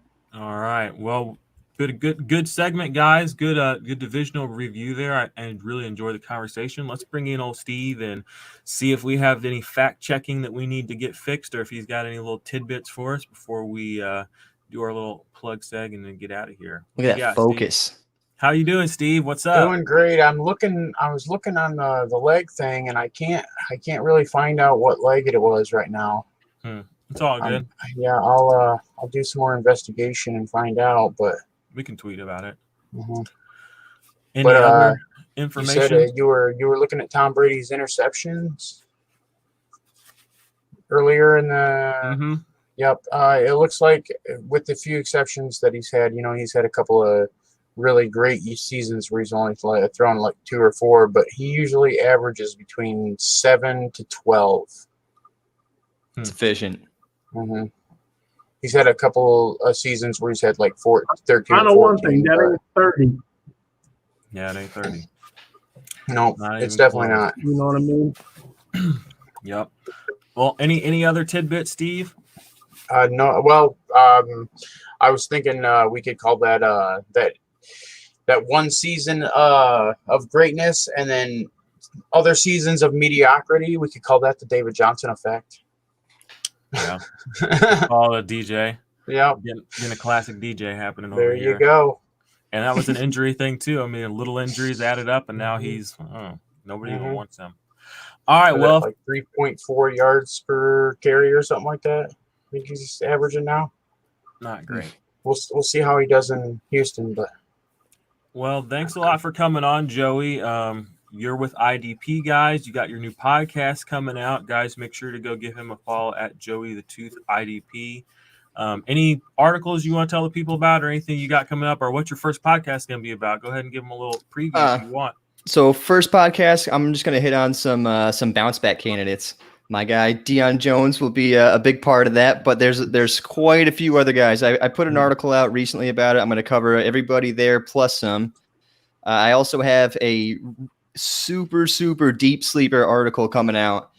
By super deep, I'm talking more than half of the guys in this article are outside of our top 700 overall rankings. Like, that's offense and IDP, but like, there's guys that you can take at the very end of the draft that have the opportunity to actually play volume. I'm not saying they're going to be league winners for you, but if you want to take them at the end and just take a flyer and just pick based off volume, these are some of the guys you can target. So that should be coming out probably within the middle of next week. So nice. Keep your eyes peeled for that. Will do. All right. Well, IDP Army, thanks for kicking it with us. Hope you guys found some good value, some good information, and enjoyed our conversation. We will have this up on the pod stream in a couple of days. If you're watching on YouTube now, you get it before everybody else. And we hope you enjoyed that. Make sure you follow us on all of our Twitters and all that. As always, thank you, Steve. Excellent producer. We couldn't do this without you, man.